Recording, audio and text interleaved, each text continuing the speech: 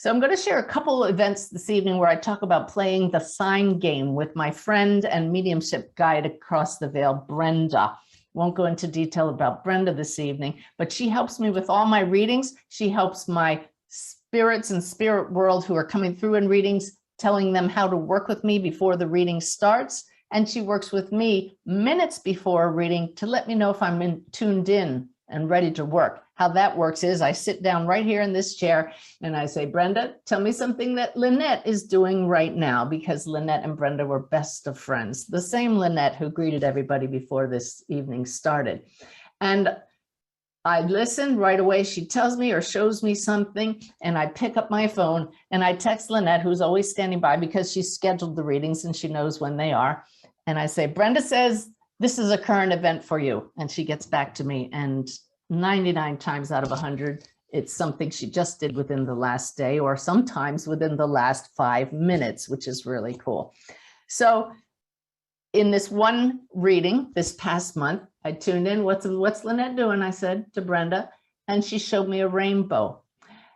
This example is a very good example of what communication is like for all of us across the veil. When you pass and you get across the veil, you won't need words like this. In a flash, you know what's being communicated. Brenda showed me a rainbow, and I just knew with no words, it's called claircognizance, that she was showing me Lynette had just been talking to someone about being gay. All of that in one flash of a rainbow. So I quickly texted that to Lynette, and she got back to me and she said, I was just chatting just now with a woman who is gay but is worried about coming out because nobody knows. And I even thought Brenda would love this conversation because I was telling her about Brenda when she was hesitant to come out because Brenda was gay. So that shows that Brenda knows all about that conversation, but in the moment it told me I was ready to work. So I said, thank you, Lynette. Thank you, Brenda. Here we go to do the reading. That reading was actually a really fun reading, and not all readings are fun because many times we're dealing with people in deep grief. This woman had a family reunion, my client.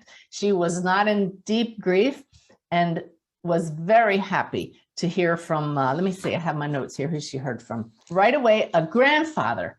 And she said, oh, he never comes in. He's never come through before because he didn't believe in the afterlife. That made me laugh. The lesson for all of you is it doesn't matter if you don't believe in the afterlife. My dad sure didn't. Once you get there, there's nothing to believe. You're in it. And so that is nothing, no valid excuse for why you wouldn't hear from someone. I don't know why she didn't hear from him, but right away he showed me a sword and she said, oh my gosh, that's a very special memory with my grandfather. And then we just really dug into his personality, and it was no doubt that Grandpa was right there in the afterlife having a good time. Several others came through, very pleasant, and then her mother came through, and the difference in her mother's energy from the others was so striking. That's what makes it really fascinating to do a reading and feel different people's personality. But Mom clearly had some issues and had been a bit troubled and was able to show why. So again, when we don't automatically assume, oh, this is a mother, she loves you and everything was wonderful, we can really have healing moments in a reading. So for those of you who are mediumship students, just make sure you make no assumptions about how certain people will relate. Especially when your client, you say, oh, your mother's here, you know, if they act excited, doesn't mean they had a good relationship. So one of the greatest trainings we can have is not to allow ourselves to take cues from our clients' reactions. More on that later this evening. So then we're getting near the end of the reading, and suddenly I become aware this client has a daughter in spirit. I know the daughter hung back so that I would tune into Mom, who had some important things to share, the grandfather who had never come through before, and others. I know that Brenda, my guide, must have said, if you come in first, Suzanne's going to be so focused on you because she feels especially about people with children across the veil, that she may miss the others. And Brenda's right, something I probably should work on a little more, but I get very focused when I have a child in spirit. So the daughter came through beautifully, but what really surprised me was suddenly that daughter showed me a rainbow and moved the rainbow over here, and I knew she was referring to her brother who's here in physical form. And I said, I believe your daughter in spirit is telling me her brother is gay. Are you ready for this? Mom said, oh my goodness, he just came out. Remember the sign game?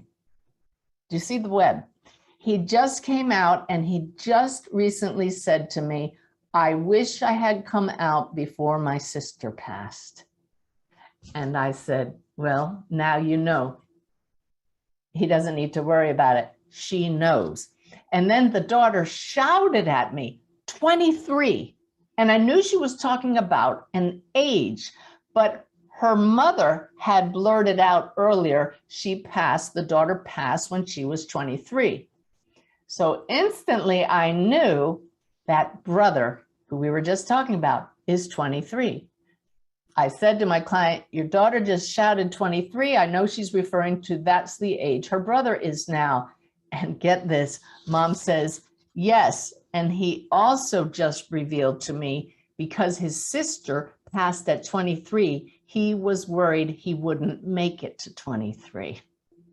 And so there's the sister again, confirming things that her brother's concerned about. I love how our loved ones in spirit are in our minds. They read your thoughts. Some people get a little bit worried when they hear that. There's nothing to hide in the spirit world. You can make amends, give forgiveness, ask forgiveness at any time. They hear your thoughts. So in this case, I know that rainbow thing was a total setup from Brenda. You know, she noticed, hey, Lynette's talking about the very same thing and it's going to come up in this reading. This is going to be good.